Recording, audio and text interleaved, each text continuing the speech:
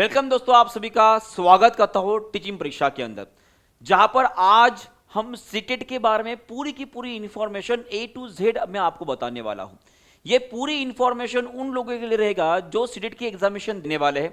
वो ये चेक कर लेंगे कि एक्चुअल में सीटेट होती क्या है, इसके लिए कौन एलिजिबल है, इसका एग्जामिनेशन पैटर्न क्या होता है, क्या इसके अंदर अभी जो सितंबर 2026 के लिए जो नोटिफिकेशन निकल कर आया है, क्या इसके पैटर्न के अंदर कुछ चेंजेस हुए हैं, किस तरह से हमें पढ़ाई करनी है और कितना आपका क्वालिफाइंग मार्क होता है और इसकी वैलिडिटी क्या होती है। ये सभी सवाल जो आपके दिमाग के अंदर हमेशा घूमते रहते हैं, इन सभी सवालों के जवाब आज आपको इस वीडियो के अंदर मिल जाएंगे। तो स्वागत फिर से एक बार करते हैं। और सबसे पहला सवाल कि सीटेट एक्चुअली होता क्या है। तो सबसे पहले मैं यहां पे बताना चाहूंगा कि सीटेट एक तरह की एक ऐसी एग्जामिनेशन है जो आप एलिजिबल करता है कि आप कोई भी शिक्षक भर्ती दे सकते हो। अब शिक्षक भर्ती अलग एग्जामिनेशन होती है, सीटेट अलग एग्जामिनेशन होती है।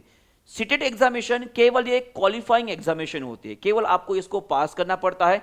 इसका एक क्राइटेरिया होता है, जैसे कि मान लीजिएगा आप जनरल कैटेगरी से बिलोंग कर रहे हो तो आपको जो है लगभग जो है आपका 60% जो है वह लाना पड़ता है।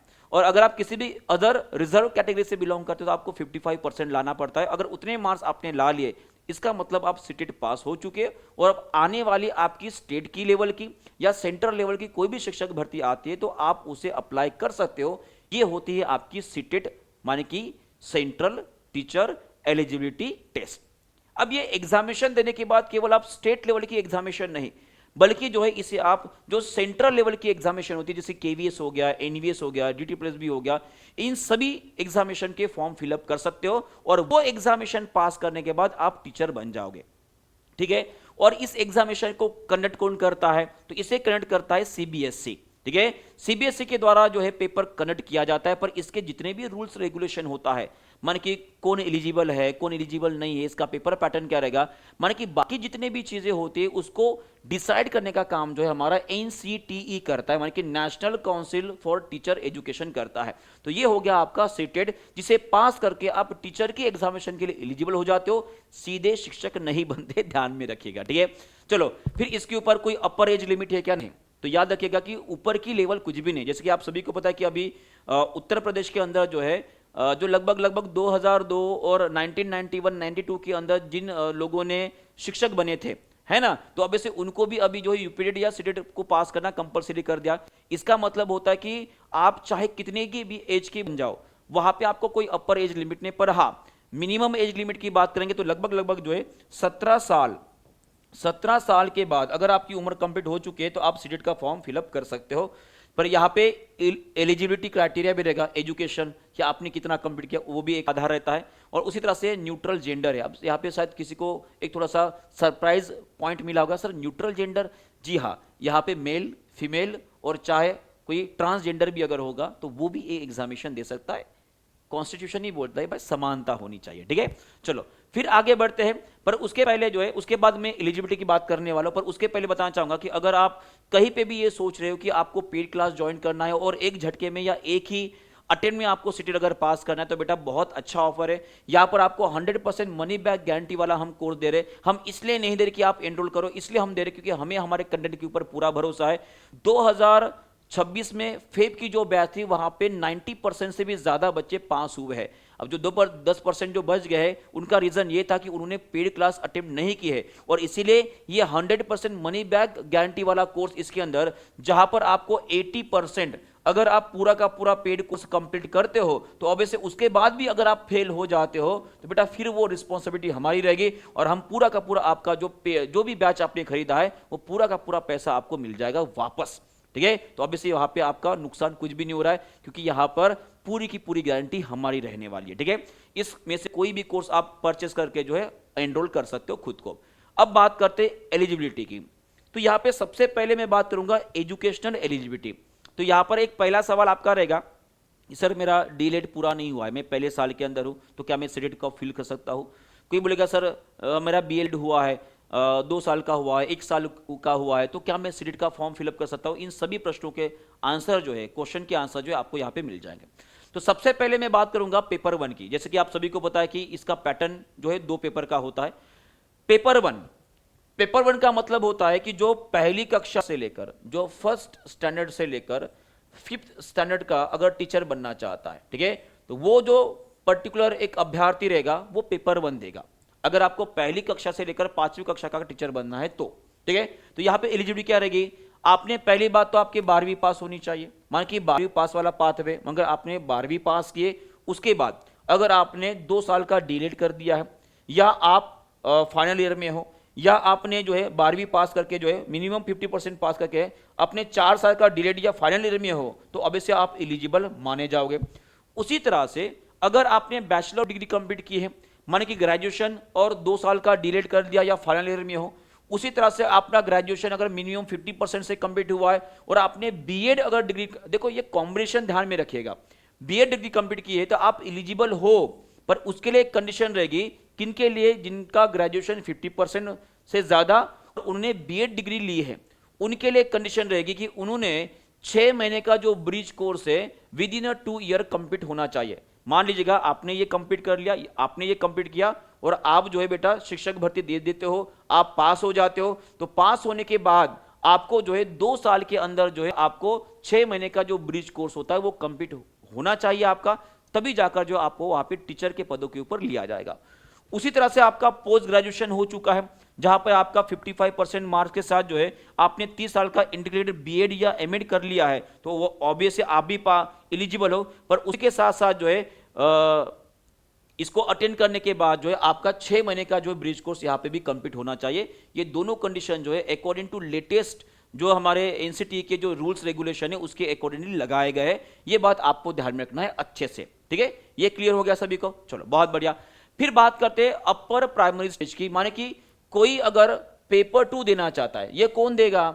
जनरली 6वीं कक्षा से लेकर 8वीं कक्षा का अगर आपको शिक्षक बनना है, माने कि यहां पे अगर आपको टीचर बनना है तो वहां पे आपको जो है पेपर 2 देना पड़ता है।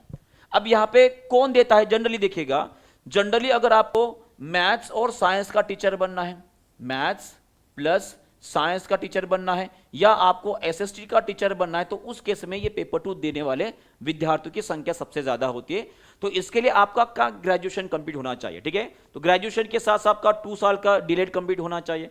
ग्रेजुएशन 50 मार्क्स के साथ आपका 1 साल का या 2 साल का आपका बीएड कंप्लीट होना चाहिए।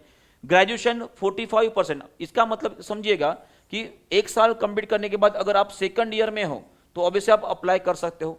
उसी तरह से आपका ग्रेजुएशन अगर मान लीजिएगा 45% से अगर आपने पास कर लिया तो according to NCT regulation 2002 act, उसके अकॉर्डिंगली आप पहली साल या दूसरे साल में अगर हो बीएड के तो ऑब्वियसली आप अप्लाई कर सकते हो। ग्रेजुएशन 50% के वाला 1 ईयर या 2 साल वाला, स्पेशल एजुकेशन वाले जो स्पेशल जो एजुकेटर की जो वैकेंसी निकलती है उसके लिए ये क्राइटेरिया आपका रहेगा, ठीक है। जनरली केवीएस, एनईवीएस ऐसे सेंट्रल लेवल के जो एग्जामिनेशन होते हैं वहां पर ये क्राइटेरिया मांगा जाता है, ठीक है। उसी तरह से आपने सीनियर सेकेंडरी जो है क्लास आपका 50% से पास है और आपने 4 साल का इंटीग्रेटेड अगर डिग्री कंप्लीट किया, चाहे बीएड रहे, चाहे बीए रहे, चाहे बीएससी एड रहे या बीए एड रहे या आपका बीएससी एड रहे, तो आप सभी लोग जो है पेपर 2 देने के लिए एलिजिबल माना जाओगे। पर इसमें एक और बात होती है कि अगर आप मैथ साइंस का टीचर बनना चाहते हो तो वहां पे आपने इस पर्टिकुलर डिग्री के अंदर जो है इस डिग्री ग्रेजुएशन जहां से कर रहे हो वहां पे वो सब्जेक्ट आपका सब्जेक्ट होना चाहिए, आपने उसे पढ़ा होना चाहिए, तभी जाकर उसके लिए आप अप्लाई कर पाओ। जिसके मान लीजिए मुझे मैथ साइंस का टीचर बनना है, मैंने ग्रेजुएशन वो सब्जेक्ट पढ़ा होना चाहिए, तभी जाकर मैं अप्लाई कर पाऊंगा। बात सबको समझ में आ गई? चलो, ये होता है आपका पेपर 2 का एलिजिबिलिटी क्राइटेरिया। फिर बात करते हैं पेपर पैटर्न। जैसे अभी मैंने बताया कि यहाँ पे पेपर 1 पहले से 5वीं कक्षा, पेपर 2 6वीं से 8वीं कक्षा के लिए टीचर बनने के लिए दिया जाता है। अब बात करते हैं इसमें पेपर का पैटर्न क्या होता है। माने कि अगर पेपर 1 की बात करूंगा तो ये 5 सब्जेक्ट आपको पढ़ने हैं। सीडीपी पढ़ना है, मैथ्स पढ़ना है, इन्वायरमेंटल साइंस माने कि आपका ईवीएस पढ़ना है, लैंग्वेज 1 लैंग्वेज 2 पढ़ना है। और यहां पर जनरली ये बोला जाता है कि कक्षा 6वीं से लेकर 8वीं कक्षा, जनरल कक्षा 5वीं 6वीं 7वीं और 8वीं, इतना भी अगर आपने पढ़ लिया तो उस लेवल का क्वेश्चन पेपर जो है आपको यहां पे देखने को मिलेगा। और जो क्वेश्चन का लेवल होता है वो 10th लेवल का होता है। कौन से लेवल का होता है? 10th लेवल का होता है। माने कि सिलेबस तो आपका 6वीं 7वीं 8वीं रहेगा, पर इसका जो पेपर पैटर्न होता है या क्वेश्चन का लेवल जो होता है वो 10th लेवल का होता है। इसे आपको ध्यान रखना है। माने कि ये इजी पेपर होता है। यहाँ पे कुल मिलाकर हर सब्जेक्ट के 30 क्वेश्चन 30 मार्क्स होते हैं। 150 क्वेश्चन सॉल्व करने हैं 150 मार्क के लिए। और यहाँ पे आपको 2.5 घंटा माने कि 150 मिनट भी आपको मिलने वाले हैं। डन है। चलो ये हो गया आपका पेपर 1 का। फिर बात करते हैं पेपर 2 की। तो यहां पे आप देख पा रहे हो कि सीडीपी कॉमन है, यहां पे भी 30 क्वेश्चन नजर आ रहे हैं। पर अगर मान लीजिएगा आपको मैथ्स और साइंस का टीचर बनना है, किसका? मैथ्स और साइंस का टीचर बनना है, तो अब इसे मैथ्स और साइंस मिलकर मान कि मैथ्स और साइंस मतलब 30 प्लस 30 क्वेश्चन मिलकर जो है आपको कुल मिलाकर 60 क्वेश्चन सॉल्व करने होते हैं, जहां पे 30 क्वेश्चन आपके मैथ्स के, 30 क्वेश्चन जो है आपके साइंस के रहेंगे, और उसमें भी आपका साइंस पेडागोजी और मैथ्स पेडागोजी के 10-10 क्वेश्चन वहां पे आपको मिलेंगे। मतलब कि कुल मिलाकर 60 क्वेश्चन, ये कुल मिलाकर आपके 60 क्वेश्चन के लिए दिए जाते हैं। ठीक है। उसके बाद अगर आपको मैथ्स साइंस का टीचर नहीं बनना है, तो आपके ऑप्शन में है, आप अगर आपको एसएसटी का टीचर बनना है, तो अब से आप यहाँ पे पूरे के पूरे 60 क्वेश्चन जो है आपके एसएसटी के मिलेंगे, जहाँ पे हिस्ट्री, ज्योग्राफी, उसके बाद जो इकोनॉमिक्स होता है या बाकी सब्जेक्ट्स होते हैं, इन सभी को यहाँ पे ऐड किया जाता है। ठीक है। अब ये लैंग्वेज 1 और लैंग्वेज 2 यहाँ पे भी आपका कंपलसरी रहेगा, ये बात आपको ध्यान में रखना है। ठीक है। फिर बात करते हैं बेटा, टोटल यहाँ पे क्वेश्चन भी आपको 150 देखने को मिल रहा है, 150 मार्क के लिए, और यहाँ पे भी आपको कितना समय मिल रहा है? 2.5 घंटा, मतलब कि यहाँ पे भी आपको 150 मिनट का समय मिलने वाला है। तो ये हो गया आपका पेपर पैटर्न पेपर 1 का और पेपर 2 का। क्लियर है यहाँ पे। फिर बात करते हैं क्वालिफाइंग मार्क्स की। तो ये कैटेगरी वाइज अलग अलग होता है, और ये भी बता देता हूं कि सेंट्रल लेवल का कट ऑफ अलग होता है और स्टेट लेवल का कट ऑफ जो है पर्टिकुलर स्टेट भी डिसाइड कर सकती है। ये भी बात आपको ध्यान में रखनी है। ठीक है। अब जैसे कि मान लीजिएगा मैं सेंट्रल लेवल के कट ऑफ की बात करता हूं, आपने सेटेट की एग्जामिनेशन दी, चाहे पेपर 1 दो या पेपर 2 दो, दोनों भी 150 मार्क का हो रहा है। अगर आप जनरल कैटेगरी से बिलोंग करते हो, आपको मिनिमम 60% आपको लाना पड़ेगा। तो यहाँ पे मिनिमम मतलब कितना होता है? 150 में से 90 मार्क्स आपको लाना है, तभी जाके आप क्वालिफाई हो पाओगे। और अदर जनरल के अलावा अगर कोई भी कैटेगरी से आप बिलोंग कर रहे हो, तो वहां पे आपको लगभग जो है 55% जो है लाना पड़ेगा, मान के 82 मार्क्स जो है आपको लाना पड़ेगा, तब जाकर आप सीटेट पास हो। अगर इतने मार्क्स आपके हैं, तो सेंट्रल लेवल की जो एग्जामिनेशन केवीएस, एनवीएस और उसी तरह से DSSS भी जैसे जो एग्जामिनेशन होते हैं, इन सभी सेंट्रल लेवल के एग्जामिनेशन के लिए आप एलिजिबल हो, ये आपको माना जाएगा। पर अगर मान लीजिएगा आप किसी कैटेगरी से बिलोंग करते हो या जनरल कैटेगरी से बिलोंग करते हो, जैसे बिहार जैसे स्टेट्स को अगर आप बिलोंग करते हो, तो वहां पे आप सभी को पता है कि वहां पर जो है थोड़ा सा क्राइटेरिया कम रखा गया है। मान कि अगर मान लीजिएगा आप किसी कैटेगरी से बिलोंग करते हो, वहां पे 55 मार्क्स या 60 मार्क्स भी अगर आपके आ जाते, तो ऑब्वियसली आप जो है आपके टीचर भर्ती के लिए, जैसे बीपीएससी तैयारी होती है, उसके लिए आप एलिजिबल माने जाते हो। महिलाओं के लिए अलग से आरक्षण दिया गया है, तो ऑब्वियसली ये सभी बातें जो है स्टेट के माध्यम से भी उनको डिसाइड करने का उनकी पूरी ऑथोरिटी जो है हमारे कॉन्स्टिट्यूशन ने जो है स्टेट्स को दी है।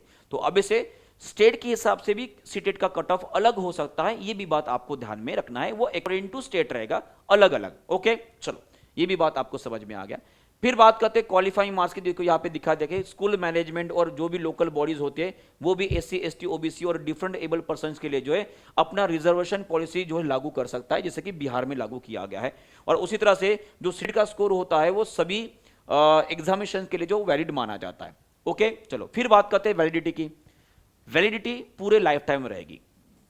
लाइफ टाइम मानी कि एक बार आपने सीटेट पास कर लिया, 60%, 55% अकॉर्डिंग टू योर कैटेगरी अगर आपने पास कर लिया, तो वो आपके जीवन भर आपका वो पास है ऐसे माना जाता है। पर ऐसा नहीं कि अब कई सारे बच्चे होते हैं कि सर हम दोबारा एग्जामिनेशन दे सकते हैं क्या, हमें स्कोर बढ़ाना है ना। मान लीजिए कोई बाउंड्री पे पास हो गया तो उसको अच्छा नहीं लग रहा है, और ऑब्वियसली जब KVS NV जैसे सेंट्रल लेवल की एग्जामिनेशन देते हो वहाँ पे, और उसी तरह से किसी प्राइवेट स्कूल में अगर आप दाखिला लेते हो, वहाँ पे टीचर बनना चाहते हो, वहाँ पे सीटेट का स्कोर बड़ा मायने रखता है। सीटेट का स्कोर अगर आपका अच्छा है, इसका मतलब ये होता है कि आपकी जो बेसिक कंसेप्चुअलिटी होती है, आपकी जो टीचिंग स्किल है वो अच्छी ऐसे माना जाता है। तो सीटेट का स्कोर बहुत ज़्यादा मायने रखता है, और इसीलिए CBSE ने और NCTA ने आपको ये परमिशन दी गई है कि अगर आपने सीटेट एक बार एग्जामिनेशन पास कर ली, तो उसके बाद भी आप कई बार उस एग्जामिनेशन दे सकते हो, जब तक आप खुद सेटिस्फाई नहीं हो जाते हो। ठीक है, ये हो गया आपका वैलिडिटी के बारे में। इसके बाद फिर से एक बार शौर्य बैच 100% मनी बैक गारंटी के साथ आपको मिल रहा है, इसके साथ ज्वाइन हो जाइए। और ये पूरा का पूरा सेशन जो है आपके लिए हमने डिजाइन किया था। आशा करता हूं सीटेट की जितनी भी आपको इंफॉर्मेशन दी गई थी, आपके मन में चलने वाले सभी क्वेश्चंस के आंसर आपको मिल चुके हैं। इसके अलावा भी अगर एलिजिबिलिटी के बारे में या किसी भी लैंग्वेज सिलेक्शन के बारे में आपका कोई क्वेश्चन होगा तो कमेंट बॉक्स में जरूर लगा दीजिएगा। इसके ऊपर हम एक और जो है एक इंफॉर्मेटिव वीडियो ऑथेंटिक वे के साथ जो है आपके साथ हम रिप्रेजेंट करेंगे और आपको आगे हमेशा आगे रखने की कोशिश करेंगे, ठीक है। तो इसीलिए बोलता हूं कि अभी के अभी टीचिंग परीक्षा को सब्सक्राइब कर लीजिएगा, लाइक कर दीजिएगा वीडियो को और अपने दोस्तों तक जरूर फैला दीजिएगा, उन तक पहुंचा दीजिएगा ताकि वो भी इस एग्जामिनेशन को समझ पाए। डन है, तो इतना तो आप काम कर ही लोगे। तो मिलते हैं फिर अपने पढ़ाई वाले वीडियो के अंदर, जहां पर डेली हमारे 12 बजे विज्ञान का क्लास हो रहा है। तो आप भी आ सकते हो, फ्री में सब कुछ मिल रहा है, मजे ले सकते हो और कंटेंट को बहुत अच्छे से पढ़ सकते हो। मिलते हैं फिर हमारे पढ़ाई वाले क्लास के अंदर दोपहर 12 बजे। Thank you very much, goodbye, God bless you and take care.